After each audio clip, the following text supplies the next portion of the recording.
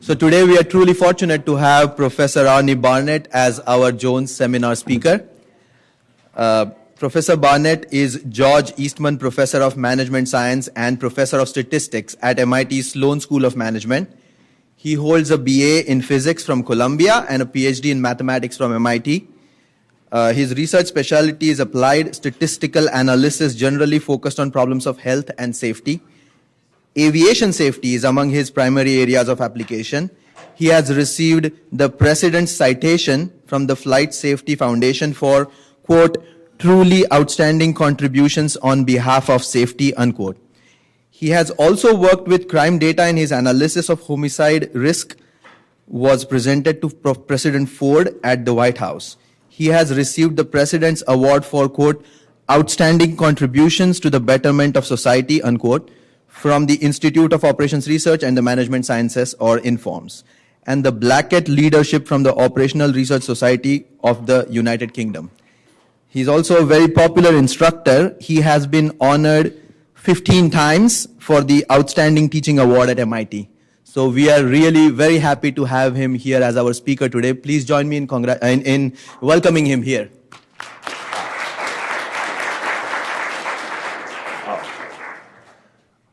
Thank you, ladies and can you hear me, ladies and gentlemen? I think well, it's very much a pleasure to be here, and I've been having an extremely pleasant day so far. I've not only met faculty friends whom I've known for many years, but met some new people who seem vibrant and doing all kinds of exciting things on the faculty. And then I had lunch with doctoral students here at the Thayer School. And first of all, I was delighted that there were so many. And then when I heard what they were doing, all kinds of things related to health and safety. In fact, all of them, one way or another, it seemed to me, related to health and safety. So it's been very exciting, or some might say it's been huge. But in any case, I'm glad to be here. Let me tell you, some of you are graduate students and doctoral students, and you're not sure whether or not you want to pursue an academic career, which is understandable. But let me tell you, one of the great advantages of an academic career is that if you're curious about something, you can pursue it. This, by the way, is especially true once you have tenure. But you can basically, you can do something because it interests you, and you don't have to stop because people are paying you to do particular things and not do other things. So I want to talk today about something I did basically out of curiosity. As Vikrant mentioned, I have done some work on aviation safety, and it will not be a surprise to you that, for example, it is statistically safer to fly in Canada than in Uganda, let's say. But, you know, when people would notice those differences, I would say kind of casually, because in this day and age, ladies and gentlemen, everyone is accessible. So I get all kinds of messages from people who are afraid to fly. And one of the things I've said, not so much in emails, but to people when I was talking to them, I said, look, if you're going to go to country X and you're worried about the flight there, look, the medical care is not as good there. The ground transportation is much more dangerous. There's much less protection against problems with the environmental problems in terms of pollution of the water and the air. So everything is worse. So if you're really going to make a big deal about it, you just shouldn't go. But the argument I would give is that there's so much advantage to being there, at least for a short time, that you should accept the risk and stop worrying about it. But then I thought to myself, well, is that true? Is it the case that we really have the kinds of commonalities so that if you're at greater risk on one dimension, you're at greater risk on all of them? And that's the nature of my talk today, which is pretentiously titled A Unified Field Theory for Cross-National Mortality Rates. Let me give you some historical background. You know, Albert Einstein, you might think he had a lot to be proud of, but late in his life he was apparently frustrated because he wanted to come up with a unified field theory in which disparate forces like electromagnetism and gravitation were just special cases. And he did not succeed in achieving that. By contrast, Spearman, and you may know Spearman, he's very well known in statistics. He's responsible for a number of the famous statistical tests. including, of course, the rank tests, a series of rank tests, he argued something, and this is actually over a century ago. He argued that in the domain of intelligence, there are very strong correlations. That if a person is, for example, very skilled in mathematics, that this greatly increases the chance that the person has great verbal skill. I cannot hesitate to tell you that there are some counterexamples of that at MIT. But in any case, basically every intellectual skill really is correlated with one another. If you're strong on one, you're strong on all. And therefore, he said there's an underlying construct we might call intelligence or IQ that really generates all of our performances. I might add, at the moment, the theory is controversial. Some people do say that quantitative skill and skill in non-quantitative matters are not so strongly correlated, that there's such a thing as emotional intelligence. But I'm saying he had this model of an underlying latent variable called IQ. And he developed a technique in statistics called factor analysis to explore how you would estimate what that underlying factor is given available data. So I was thinking, you know, Einstein may fail, but I'll do something. I said, I was thinking about issues of mortality, and I said, are there strong correlations among what I'll call natural lifespan, and I'll define it more later, and death risk from what I call unnatural causes, namely transport accidents, other accidents, and homicide, that suggest a latent variable that can be called safety quotient, SQ, that gives a succinct and accurate summary of how some nations compare to others. And as I'm looking at this, I'm thinking, so I guess this is what a teleprompter is like. But I also consider the question, if we can construct a safety variable, are wealthier nations safer than others? Which are the safest nations? And those are the two of the questions that I will consider. I'll consider one more later. Now, let me tell you what the data set is. The data I'm going to use, first of all arise from the year 2010, the last year for which all of the sources of data I need are reasonably available. For 83 nations that reflect the heterogeneity of the world. More specifically, the data concern all 20 nations with more than 50 million inhabitants in 2010 that were pretty much at peace that year. So, for example, I did not include Pakistan because the violence in Pakistan took 35,000 civilian lives in 2010. And that was sort of a civil war, an insurgency, whatever you call it. This was not a nation at peace. So I didn't put it as part of my data set. Also, for smaller nations with populations below 50 million inhabitants, I created 16 homogeneous clusters that contain most of the other peaceful nations of the world that had at least 1 million inhabitants in the year 2010. So one of the clusters, for example, was Spain and Portugal. I mean, the Iberian countries, it seemed quite similar, although their languages are different, but still similar. Another cluster would be the Scandinavian countries. And there were several others, some of which you'll see. But there were clusters of smaller nations. Altogether, there were 36 entities, I'll call it, 20 plus 16. And taken together, they constituted 88% of the world's population in countries at peace. So, in other words, we are talking about a large number of countries and presumably generalizable findings. Now, let me tell you about data sources briefly.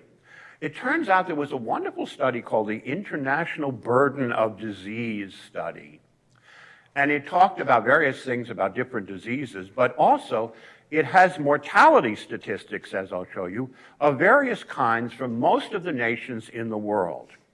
There are other data sources I use. For example, the International Burden of Disease does not have reliable statistics about homicide, because I've tried to use some of the statistics about quote-unquote intentional injury, and they just don't make any real sense. So I actually went to other data sources. Also, did you know the UN has very good data about life expectancy, meaning in 2010, if a baby was born And if the existing patterns of mortality, the risk of dying at age 54, for example, if they remain the same in the future, how long on average will that baby live? Okay? So the UN, it turned out, had the most reliable statistics on this dimension. And among the statistics I looked at by country, now let me just quickly go through them. Life expectancy, which is, of course, the UN data, how long on average people live. Total years of life lost because of transport accidents. One of the wonderful things about the International Burden of Disease study is that they not only tell you how many people died of various causes, but how many years of life they lost because of dying. And this is particularly worthwhile in the study of homicide, because in many countries, tragically, the homicide victims are very disproportionately among the young. And therefore, they lose many more years of life than are lost, let's say, to some cancer that only strikes in the 80s. So I like the idea of using years of life lost, which is the product, number killed times average years of life lost per death. GDP per capita will be used as a measure of wealth later on, and also risk of death by age 5. And I'll explain to you later why I'm looking at that variable among those we study. Again, all the statistics pertain to 2010. Now, there are lots of ways of doing statistical analysis that lead to misleading conclusions. And if you were to say, well, I want to know whether or not accident risk is correlated, mortality risk in accidents is correlated with lifespan, well, of course it would be. If you have greater risk of accidents, of dying in an accident, this tends to lower your life expectancy, right? So you could get, even if in fact there were no relationship between, let's say, the accident risk in country A and country B, then it could be that if in country A people live longer than B, that you get a spurious correlation and say, well, accidents are more consequential in A than B. It's not that they're more consequential, it's that people are exposed to the risk over a longer period. So there are ways of getting spurious correlations. What I did, therefore, was move to what I'll call natural life expectancy, which we define, and you might not love this definition, as the average lifespan in a nation in the absence of accidents and homicide. So in other words, natural lifespan depends upon, it's a really big variable. It includes the quality of medical care in a particular country. It includes the level of environmental pollution in the air and the water. It includes the lifestyle choices, what people eat in those countries and how they exercise or things like that. It also includes, under this definition, suicide. I mean, suicide, when you think about it, is, a source of death. And I say that, well, I classify it as natural. Some people might think otherwise.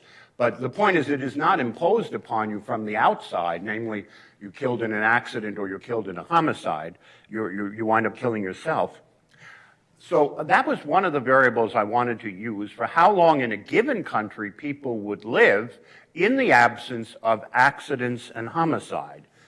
And let me tell you how I estimated it. I used a technique known as arithmetic. Okay? And let me just show you, with a certain embarrassment that it's so simple, but sometimes simple first approximations are about the best we can do. Let's suppose in country X, the life expectancy in 2010 was 75 years, okay? And the population was 30 million. And based upon the data I have in 2010, it said that the people of this country collectively lost 600,000 person years of life because of accidents and homicide. So for a first approximation of how long people would live in the absence of accidents and homicide, I thought, well, over a 75-year period, if you're losing 600,000 years of life each year, then roughly speaking, the total number you'll lose over 75 years is 75 times 600,000. If you take that number and divide it by a population of 30 million, then you wind up getting about 1.5 years. So what I'm saying is, to a first approximation, if this is the level of accidents and homicide in that country in 2010, had there been no accidents and homicide in 2010 or in any other year, that people would have lived approximately 76.5 years, that they lost about a year and a half because of the presence of accidents and homicide. Is this calculation exact? By no stretch of the imagination. You know, if we really had our way, we might have sort of a competing risks model, where every year you're alive, there's the possibility of dying of natural causes, there's the possibility of dying of homicide, there's the possibility of dying in accidents, and you would work out what happens over time. These risks might be age dependent, would be presumably age dependent.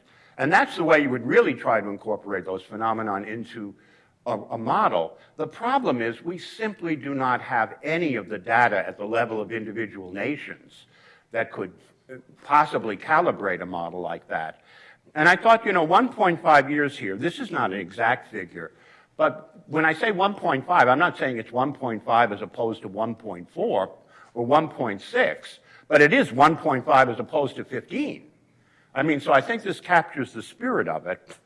And what I then had was, for each of the entities, the 36, I had an natural lifespan, absent homicide and accidents, for that entity. And then I had the mortality risks per year associated with accidents and homicide. The reason I did it per year is, once again, to avoid a spurious correlation. Namely, in countries where people live longer, they have more opportunities to die of a particular phenomenon. So to try to have a level playing field, I took the risk per year. And anyway, so then I calculated simple correlation coefficients.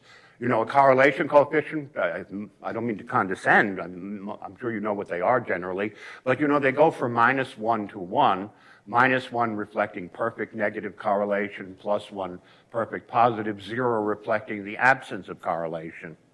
And let me give you some results. It turned out that when I looked at the natural lifespan, which is meant to weed out the effects of homicide and accidents, the correlation of that with transport accidents was -0.74. The correlation with other accidents was also -0.74. With homicide was -0.39. And that itself is interesting. Why is there lesser correlation with homicide? Well, for one thing, there is. And my job is to give you the numbers and not necessarily to explain them. It turns out, ladies and gentlemen, there are some countries, particularly in Central America, where life expectancy is pretty high, but at the moment, countries like Honduras, El Salvador, the homicide rate is wild. And this has a lot to do with the drug trade. So I was thinking, well, maybe one could say that if there's an enormous drug war taking these casualties, you could say the country isn't at peace and I should take it out of the data set. But I didn't feel comfortable doing that, because if you're now going to take out Honduras and El Salvador because of their drug wars, well, what about the drug wars in Los Angeles? In other words, when you start excluding, how do you distinguish in a principled way those that you leave in from those that you take out? But anyway, the correlation was weaker with homicide. In fact, I don't know, can you see, by the way?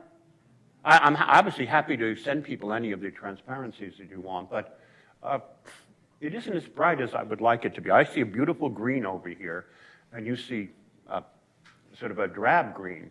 But anyway, ladies and gentlemen, that is the simple correlation matrix among the 4 variables. The first line of which I've already shown you, namely the first line of natural lifespan versus the 3 sources of unnatural death. But the other lines tell you something about the correlations among the unnatural sources. So we have a pretty strong correlation between transport accidents and other accidents, 0.62. However, neither of the accident variables is that strongly correlated with homicide. The signs are correct, not correct, but I mean the signs are consistent with going the same way. Positive correlations among the risk variables, negative correlations with lifespan.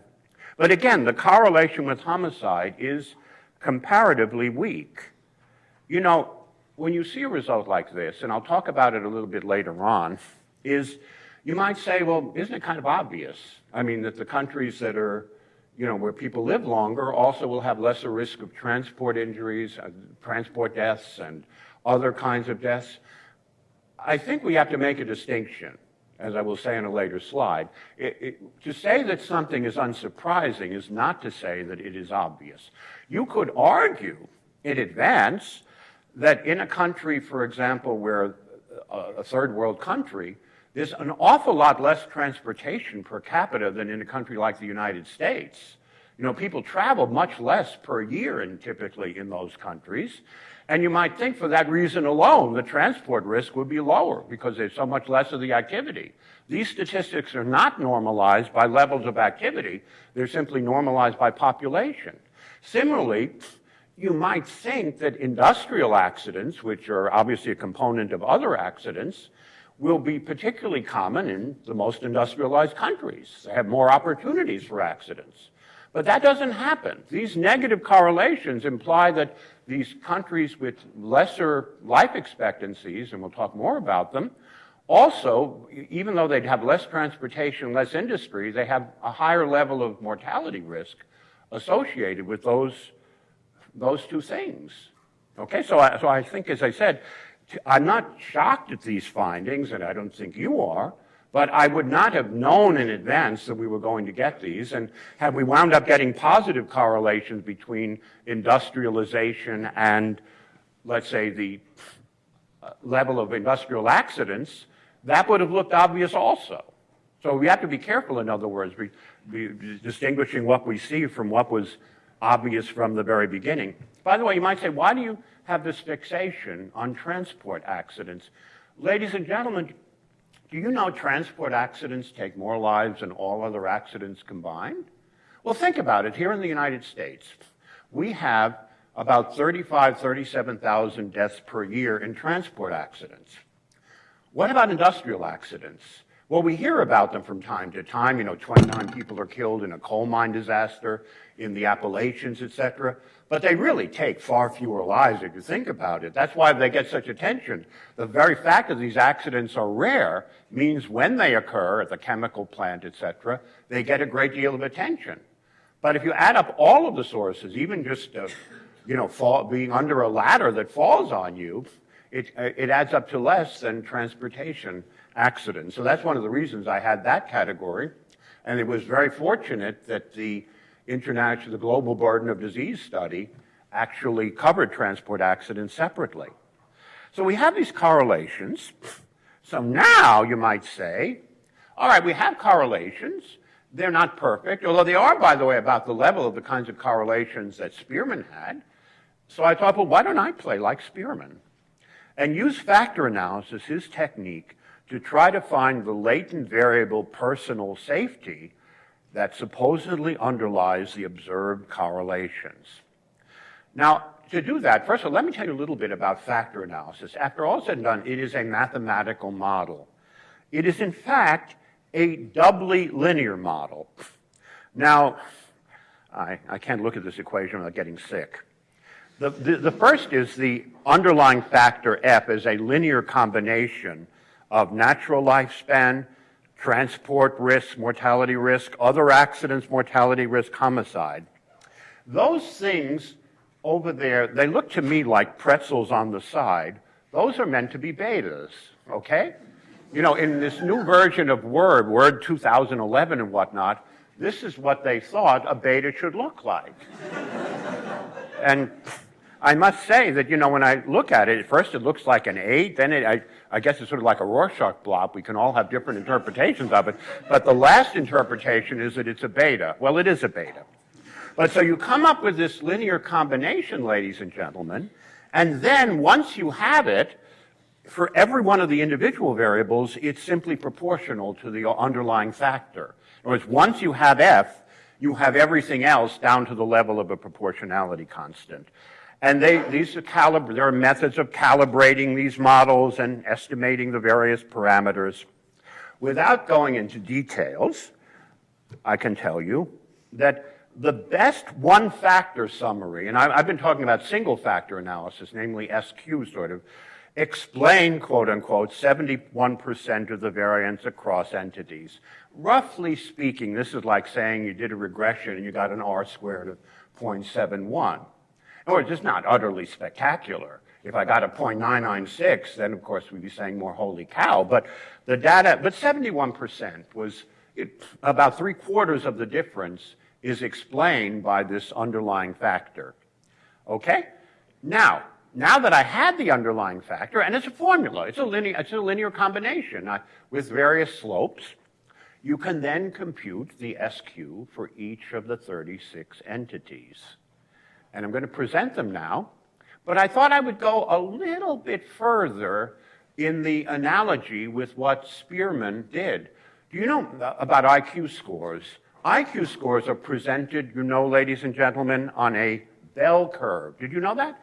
With mean 100 and standard deviation 15. That's how they present. So what happens is, for a given individual, based on, let's say, a test, you conclude a person is at the 84th percentile of the intelligence distribution. Well, you say, well, what is the 84th percentile of the normal distribution with a curve mean 100 and standard deviation 15? Well, as you may remember, in a normal curve, one standard deviation above the mean, which brings you to the 84th percentile. Well, it does bring you to the 84th percentile. So in other words, on the IQ scale, if you're at the 84th percentile, they would assign you an IQ of 115. You're one standard deviation above the mean. And if you were at the 97.5th percentile, then you would be essentially 2 standard deviations above the mean at about 130, okay? That's the way they do the scoring on, did you know that? Okay, well now, if you know it, fine. If not, you learned something, okay? I'm sure here, of course, we are way up on one tail of the bell. I won't specify which. But anyway, so here I say, do you know IQs are measured as following a normal distribution with mean 100 and a standard deviation 15? So I decided to follow that convention in assigning SQ's safety quotients to various countries, or entities, I should say. Remember that there are the biggest countries, there's 20 of them, plus the 16 entities, which are combinations of smaller countries. But I tried to define safety quotient in 2 distinct ways, consistent with the normal distribution mean 100, standard deviation 15, or at least initially consistent. One of them was based, and the way they do it, this is really literally what they do in IQ scores. You would rank the 36 countries and then figure out where they are percentile-wise within that ranking, and then you simply find that percentile in the normal 100, 15, and assign that as the so-called safety quotient. Okay? So let's talk about the country that actually turned out to be the very highest in terms of the SQ, which I will identify shortly. Okay? And it's the top 36 of the distribution. Well, 136 is equal to 2.8%, okay? Trust me. And you say, well, if it occupies the top 2.8% of the distribution, that goes from the 97.2nd percentile to the 100th, okay? And the middle of that range is 98.6, which is the normal temperature, but that is a coincidence. Anyway, so I said, what is the 98.6 percentile of normal mean 100 standard deviation 15? And the answer is 133. It's a little bit above, 2 standard deviations above the mean. So that was the highest score based on the ranking alone. The lowest, the bottom 136 of the distribution, is 67. It shouldn't surprise us that it's symmetric around 100, right? The top is 33 above, the bottom is 33 below. So that is one way in which I simply computed SQ scores on this scale. But there was something that bothered me about this, and that is when you rank data, ladies and gentlemen, you lose a sense of how far apart are the different entities in terms of the actual scores. For example, well, some of us, I think both here at Tuck and at the Sloan School where I teach, can sometimes get exasperated with the Business Week ratings. And you might find in the Business Week ratings of business schools that you have one school is ranked number 1, one school is ranked number 8. Well, if you actually look at the underlying data, the school that was ranked number 1 is 8.8 on a scale of 10. The school that's ranked number 8 is 8.6 on the scale of 10. In other words, really, this ranking tends to exaggerate differences in the underlying data. By the way, that's one of the reasons that the Business Week scores are so volatile from year to year, that a school like Sloan or Tuck, can go up and down. It's really a very small change in the underlying data, but in the ranking, it can be a lot. So for that reason, I thought, why not have a so-called magnitude scaling approach to giving out SQs? SQs. And the idea is basically the following. Have you ever heard of the statistic relative improvement over chance? It's sometimes used in the social sciences, but the basic idea in simple English is what I did was, let's suppose the country that was number one was 30 points above the median in terms of the factor score. Okay? And you have another country, maybe it's ranked, I don't care where it's ranked, but instead of being 30 above the median, it's 27 above the median. Well, I would say, given that it's 9/10 of the advantage that the top scorer got, maybe it should get 9/10 of the 33 points of bonus that the top scorer got. So in that case, I would assign that particular entity a score roughly 130. Okay? Even though it might be the 8th in the ranking, and if you work out where that is as a percentile in the ranking, it's quite a bit down from the top. But if it was so close in terms of the absolute score, I want at least some metric that indicates that. So you might say, well, there are two ways of doing it. Which do you use? Well, I'll use both, of course. If you have two methods, each of which has its strengths and weaknesses, rather than agonize, do it both ways. If there are no differences, there's nothing to discuss. If there are differences, you can look at it further. Anyway, let me give you now some scores. These are these SQ scores. The top ranking country is Japan. Did anyone here from Japan? No? Okay, well, but in any case, Japan ranked, now it was the highest in the ranking. It was also highest in magnitude scale. And you might say, holy cow, how did it manage to be on top of both? Ladies and gentlemen, the second score is a consequence of the first. Remember, I said the highest one would get 133 and the rest would get a proportion of that. 33-point bonus, so that's no coincidence. The next high, well, not next highest, these are just 8 out of the 36. Obviously, well, I'm finishing a paper, I'd be glad to send it to you with all the scores. One of my clusters was Australia, Canada, New Zealand. And I thought these countries, any of you from any of those countries? Wait, are you from anywhere? Yeah, okay, but these countries are similar. They are wealthy countries. They all are members of the British Commonwealth, you could say, I think they all respect the Queen, if I'm not mistaken. So there are similarities between them. And so I basically I said, if we're going to categorize countries with other countries that are similar, it struck me as reasonable to combine Australia, Canada, and New Zealand. Even taken together, their population barely exceeds 50 million, actually, by a little bit. New Zealand is small. It only has about 4 million people, but 70 million sheep. Okay? But in any case, look at what happened. For Australia, Canada, and New Zealand, based on the ranking, it was fifth or so it got a ranking of 119, but its magnitude scale score was 127. Meaning that it was close to the factor score that Japan itself got. France is interesting. It was at 115, meaning it was roughly the 84th percentile, probably 6 out of 36 out of the countries. But if you actually looked at its factor score, it was very close to that for Australia, Canada, New Zealand, and it's 127. In other words, France did quite well. How did we do? Well, it depends on your point of view. The ranking-based score in the U.S. was 108, a little bit above the median of the 36 entities. The magnitude scaled is better, 117, but you can't help but notice that these scores, both of them, are somewhat below the scores of other countries with which we might usually be compared. And I'll tell you something, ladies and gentlemen, this happens across the board. We have, I think we often hear that we have more homicide than they do in the other countries that are listed there. But if you look at transport accident risks and other risks, we don't do as well as they do. So it's not just one variable dragging us down, it's basically a commonality. Vietnam is just about average in this regard, 101 in the ranking and 100 in the magnitude scaled. You know, I think the reason it got 101 is that if you have, when you think about it, 36 entities, the median is the average of the 18th and the 19th from the bottom, right? So the median is not a member of the data set. That's one of the reasons I don't think any of the countries actually had a score of 100, but 101 is the closest we got. In magnitude scale, it managed to get exactly 100. Brazil, of course, was a little bit below the average. Russia, somewhat below on both dimensions.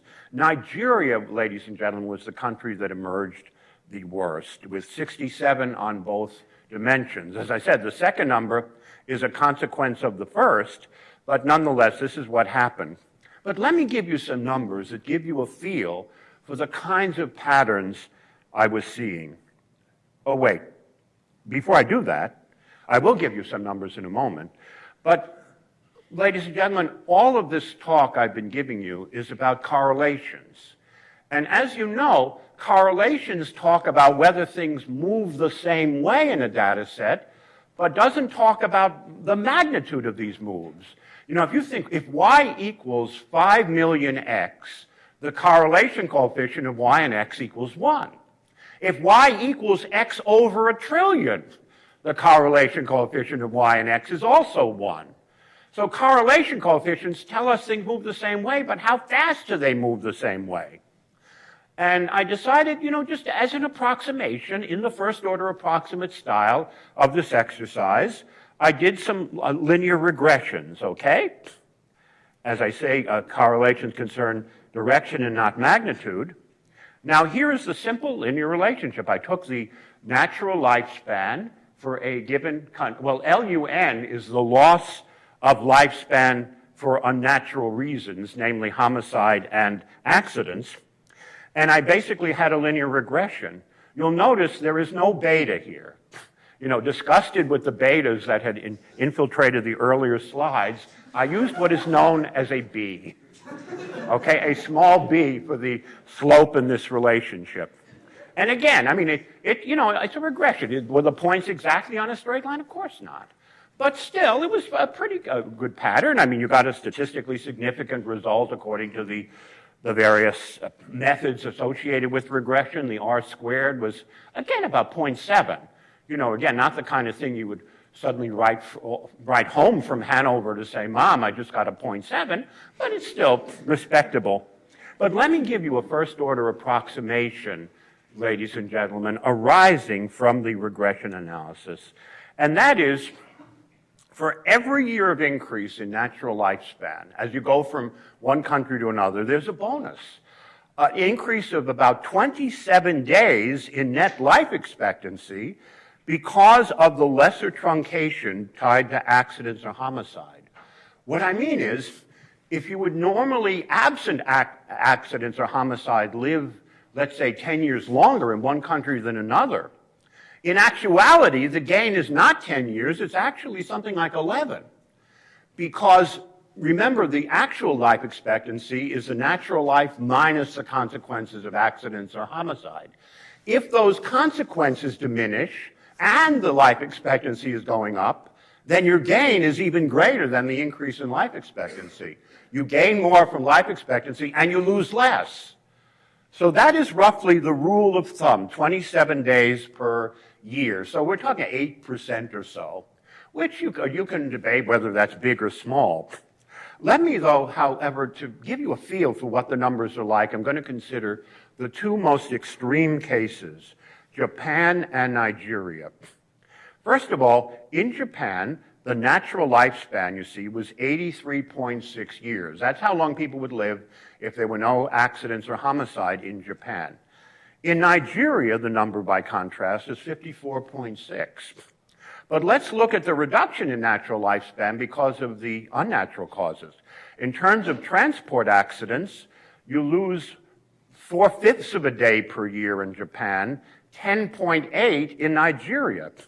For other kinds of accidents, almost the same pattern. 1.7 in Japan, 10.5 in Nigeria. And homicide, which is almost non-existent in Japan, you lose basically 1/20th of a day, so you basically lose an hour per year, whereas you lose 4.4 days per year in Nigeria.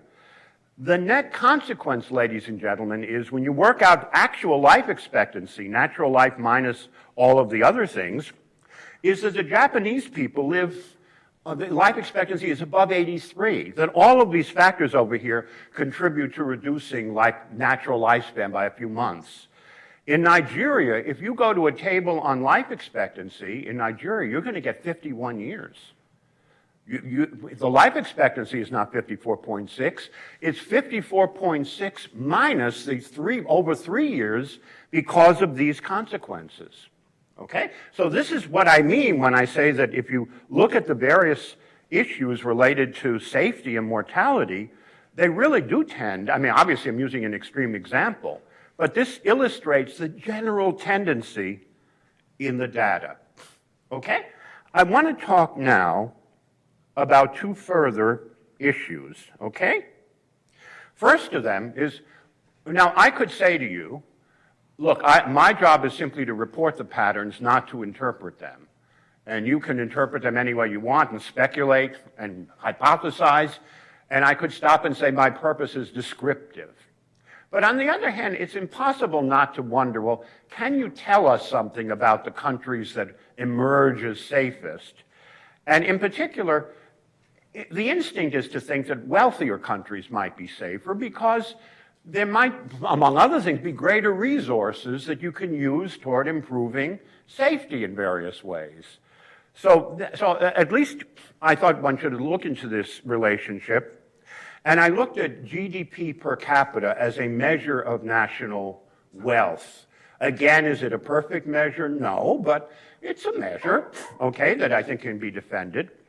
But then another question I looked at was the following, and I'll talk to you about it, and that is, look, the elephant in the room is natural lifespan. That's the thing that varies 30 years from between Japan and Nigeria.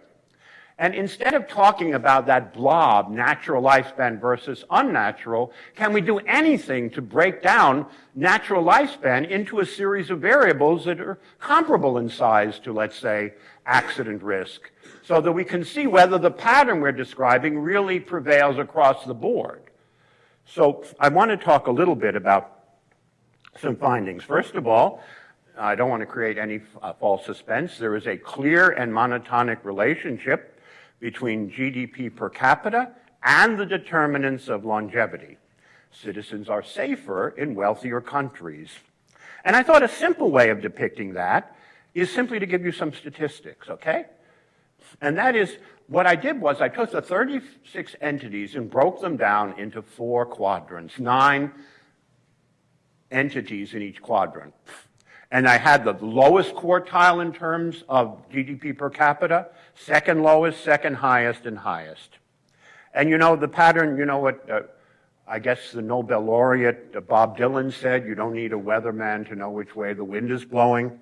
Well, I think this is a chart where you don't really have to worry about the wind here because it's very clear that the highest had a mean of GDP per capita of 39,766, natural lifespan 81.07, annual loss because of unnatural causes 3.76 days, okay? I don't know whether you can, well, you can see somewhat the units of measure, okay? They are years in the second column, days in the last. The second highest quadrant, you see that we're down to 22,000, and the natural lifespan drops 4 years, the days lost per year goes up by about 3, and then you go down to second lowest and lowest, we see that the pattern perpetuates itself, okay? So in other words, the way we were looking at it, and just these raw numbers, never mind the fancy details of factor analysis, is look, you are safer if you are living in a wealthier country, that you would live longer absent in accidents and homicide, and the loss of life for accidents and homicide is a lot less than in some of the other countries, a factor of 3 to 4 less than other countries at the other end of the GDP per capita. As far as another variable, I said, let me think about the caliber of medical care. And what I was thinking, ladies and gentlemen, was I think there's a variable that arguably captures that better than some others. And that is that the variable I'm talking about is the probability a newborn dies before age 5. If you think about it, when people die before age 5, it's not because of the cancer because of smoking cigarettes, right? And it's not because of obesity caused by years and years of overeating, or for that matter, the consequence of the cancer that arose because of endless years of aerial pollution. That it really does relate to the caliber of medical care and not so much to these other variables. So I thought, let's use that as one variable related to natural lifespan, the caliber of medical care. And I focused on before age 5 mortality, which one can find from United Nations data. And let me just tell you briefly that before age 5 mortality is strongly correlated with both the post-5 natural lifespan and the reduction in longevity for unnatural reasons. So let me give you a chart. If we look at longevity, the death rate by age 5, for those that are born, in other words, it's not that the baby dies in childbirth, it's that the baby is born, that in the highest category in terms of this risk, there was the 9 entities had an average death risk of 6.7% by age 5. The next column is longevity given that a person lives to age 5. I don't want to have a statistic in the second column that's necessarily correlated with that in the first. Rather, it says, given that you live to age 5, how long will you live on average? And in the first category, it's 68.28. In other words, you've made it to 5, you'll live on average 63.28 years longer. And you'll notice the loss of life for accidents, 11.45. As we go down the quadrants, the same story as before, that as the risk of death early in life, which was correlated with medical care, as that risk goes down, natural lifespan for those who make it to age 5 is monotonically going up. The loss of life because of accidents and homicide is monotonically going down. Okay? So I think, in other words, if we were to do a factor analysis where one of the variables would be under age 5, it would probably fit the data about as well as that for the unnatural variables and overall natural lifespan. So I think if we could, when you think about it, natural lifespan, look, everyone dies everywhere, okay? So, of course, there are going to be some categories in which even the safest countries look worse on some dimensions of mortality risk. But on those dimensions related to safety, intuitively, like the caliber of medical care, there seems to be a commonality with the other sources of risk. A few last comments, ladies and gentlemen, and then I will obviously take a few questions. Are these results obvious? I was a little bit defensive because of, again, you might say, well, after all said and done, you belabored the obvious, and I would simply make the point I made before, that what do I say? That the observed correlations may be unsurprising, but unsurprising is not a synonym for obvious. Furthermore, it seems to me, in any case, if we're talking about, let's say, the size of the effect of unnatural deaths on longevity, I don't think that's obvious. When I said to you, for example, that you lose about 27 days per year, when your life expectancy, the natural lifespan drops a year, you also lose another 27 days because of the greater risk of accidents and homicide. That number 27 would not have been obvious to me, even if I believed I knew the directionality of the relationship. So I think the results, as I said, shocking, no, but obvious, I would also say no. Are there any policy implications of these results? Well, here I think the answer is maybe. If you really believe, remember, the whole idea behind IQ is that if a person is smart, then any task you give the person related to intellectual activity, the person will do well. I mean, that's sort of the logic of an IQ. So you might say the logic of an SQ would be that if a country is systematically doing well on all of these causes of natural and unnatural death, that maybe it will be especially good at helping us to deal with mortality threats that are emerging now. The threats associated with climate change or with terrorism or nuclear proliferation or sudden diseases like Ebola. Now, is that statement true, though? And let's think about it. Japan, after all, is Japan the country most able to help us in those dimensions? I don't know. I mean, I have obviously enormous respect for Japan, but to the extent that Japan is a place that doesn't think as much about things like terrorism or nuclear proliferation, maybe it's not. So I wouldn't say I'm confident that there are policy implications of the results, but as I said, one of the wonderful things about an academic career is that you can explore things, and maybe they have implications, maybe not. And if you have tenure, no one can hurt you. Anyway, ladies and gentlemen, that ends my presentation for now. I'd be glad to answer some questions. It turns out the last bus to Boston, however, leaves at 5, so I can't stay as long as I'd like, but I will certainly be glad to answer any questions now that you might have. Thank you so much.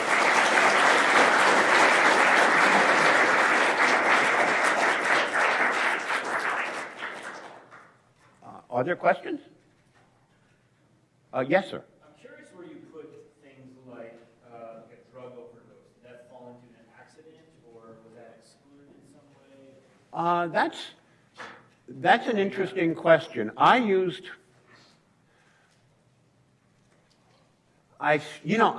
honestly don't know. I used the data from, I'm saying don't blame me, I only work here. The global burden of disease study has a category, unintentional injury. And the question is a drug overdose, would that be classified as an unintentional injury or an accident or something? I honestly, I will check. It's a very good question on how they classify something like that. But in a lot of cases, when you think about it, the line between one category and another is very hard to, make very firm. It's a good question. I don't know the answer to that.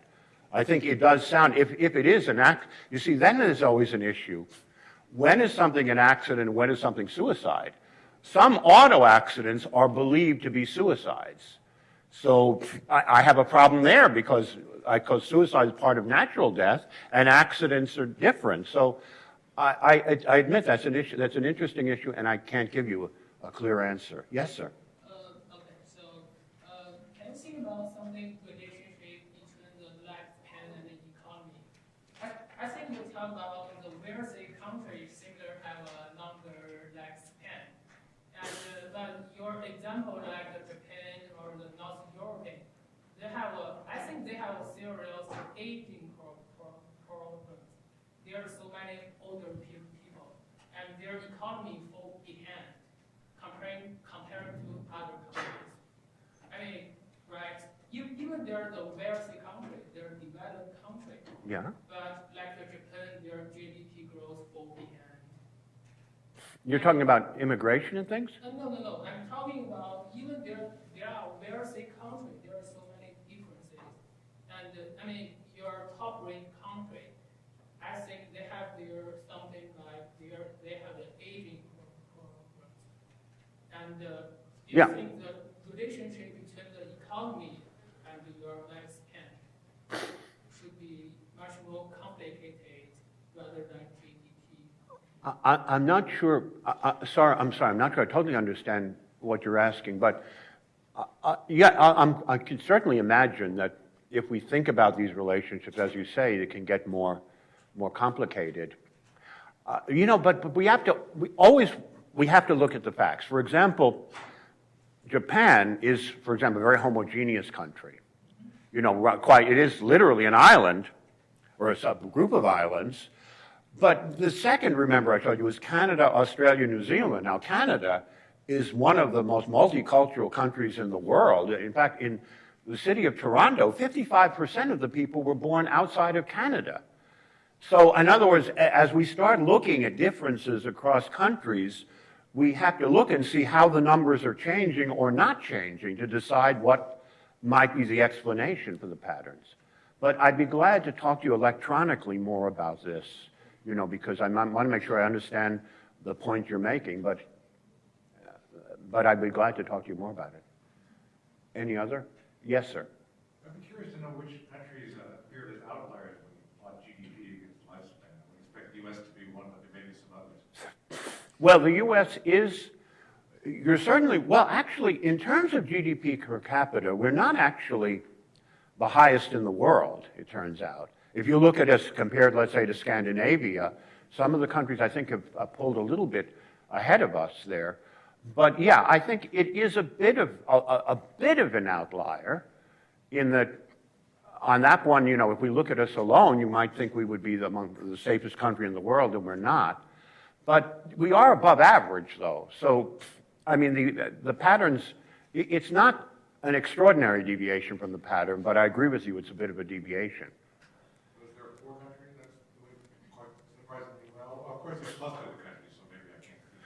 Well, the reason I put them into quartiles was part of it was just so that we could absorb the data. And of course, there are going to be fluctuations around the trend. So I was trying by grouping them to give sort of to mitigate, what was I going to say, dampen the fluctuations that way.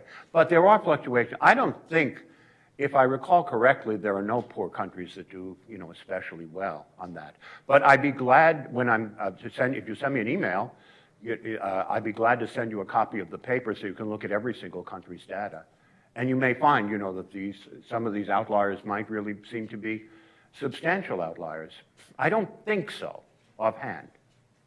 Yes, sir. I couldn't help thinking back to your original statement when you started saying you know travelers who want to know the risk of dying, you know, and I think that's one of the things that I was thinking is what you'd really like to know as an individual is what's your increased risk from traveling. Well, that's a perfectly fair comment. And, you know, if you talk about the risk of, let's say, traveling to a country for a few days, well, first of all, would you say that a business traveler who goes to Lagos on business is really suffering the same level of risk as the average Nigerian? By the way, more recently, it would be more problematic, given that they have something of a civil war with Boko Haram or something. I wouldn't be so sure I would even include Nigeria in the more recent calculation, but many other African countries have the same general pattern there. But I wasn't trying to estimate a person's particular risk. It was one of the reasons I was wondering, if I'm telling people this, don't worry about it, because if you're going to worry about this, you worry about everything. I thought, well, is that true? And then I went to Google Scholar to see whether a paper had been written, and I couldn't find anything there, to my delight. So I decided, well, write something, you know. And, you know, ladies and gentlemen, this I tell to the graduate students particularly, you know, you write a paper, it goes into the review process, and it's really pretty random what happens there. You know, what can happen is one reviewer might say, this is interesting. Another might say, these are obvious patterns. Maybe that's part of the reason I mentioned this, because or the reviewer said, these are obvious patterns, there's no need for all this elaborate arithmetic. And besides, there was a paper about the risk of ethanol pollution years ago that sort of hinted the same. So I don't know what will happen in the review process, but I would be glad, you know, to send people copies of what I have, and so you can look at them. And in the meantime, you know, thank you so much for being here today.